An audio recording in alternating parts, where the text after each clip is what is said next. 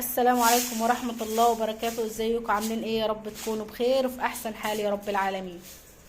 اللهم صل وسلم وبارك على سيدنا محمد عليه افضل الصلاة والسلام. صباحكم زي الفل والرزق والرضا. بصوا احنا كده لسه طالعين، مفيش غير حطيت لهم حبة اكل بس علشان مفيش دريس. هما كلوا وقفوا وهنكنس المكان. انا عايزه اوريكم بس ان مفيش حاجه صعبه، مش عايزاكم تكشوا من الموضوع خالص. شفتوا فردوس؟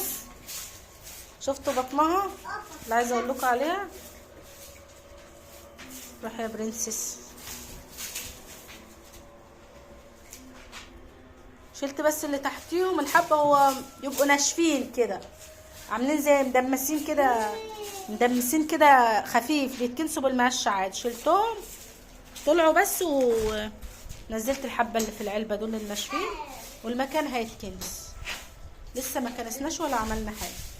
الموضوع ما ياخدش باكلهم بشربهم بكنسه عندهم بكل حاجه نص ساعه.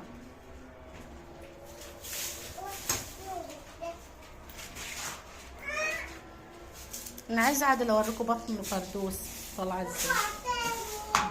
بصوا بطنها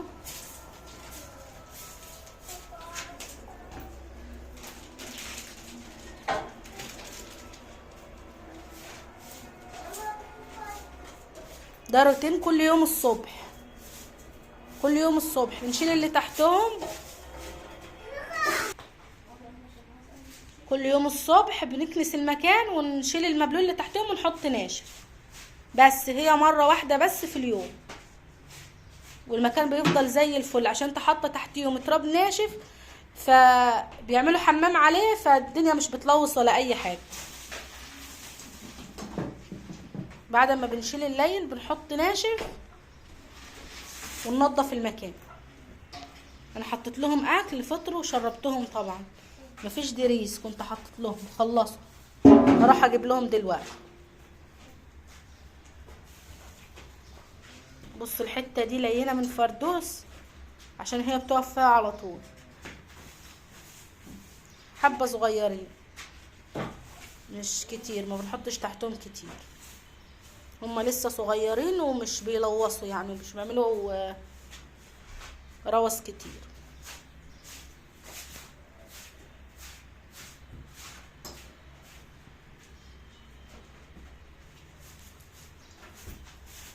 لو خروف بقى، لما كنت مربيه خرفان ما كنتش اشيل من تحتيه حاجه، يعني مثلا كل اسبوع 10 ايام كنت اكنس حواليه كده وما اشيلش حاجه، اسيبه تحتيه لانه ما كانش يلين اساسا. هو في نفس المكان ده، هو في نفس المكان ده كده، وهو كنت اربي الخروف بس الحبل كان يبقى واطي شويه تحت، الفتحه كانت تحت. 18 سنه في المكان ده كده.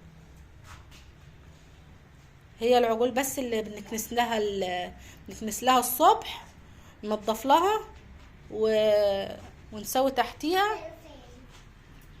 هي مرة واحدة بس الصبح. زي ما انتوا شايفين المكان كده، بسم الله ما شاء الله زي الفل، ولا ملوث ولا ريحة ولا دبان ولا اي حاجة. طالما ايدك في المكان او ايدك في المكان بيبقى زي الفل اول باول. الموضوع كله مخدش نص ساعة، ايه مخدش مثلا تنظيف 10 دقايق و10 دقايق تحط لهم اكل، ما فيش يعني، ما فيش وقت. والا كمان لو حابب الحاجة حابب تربيها، بتبقى الحاجة ايه تعملها بحب، يعني ال10 دقايق دول انت عايزهم يبقوا ساعة، تفضل تعمل تحتهم ساعة.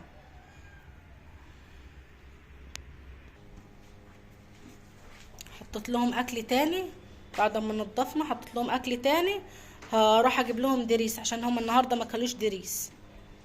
اللي تحت العجل ده، الدريس اللي تحت العجل ده باقي من فردوس، كنسناه في الكنسه تحت العجل، لكن هما ما عندهمش دريس، ما كلوش دريس النهارده.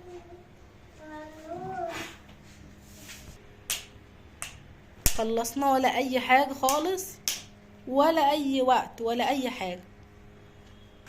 انما لو احنا راكنين اللي تحتيه ده يوم واتنين وتلاتة مش بنشيل ولا نكنس، هياخد وقت في التنظيف والمكان مش هيبقى نظيف وهيعمل ريحة وحشة. لكن اول باول كده ولا بتحس، حتى لو بتروق الشقة كل يوم عندك تحت هتحس ان الترويق مش متعب والدنيا حلوة. لكن هتسيبي مش هتنضفي مثلا غير كل يومين تلاتة اسبوع الشقة، هتتعبي وهتلاقي حاجات كتير عايزة تعمليها ومش هتنضف. انما اول باول كده الحاجة بتريح من عليك.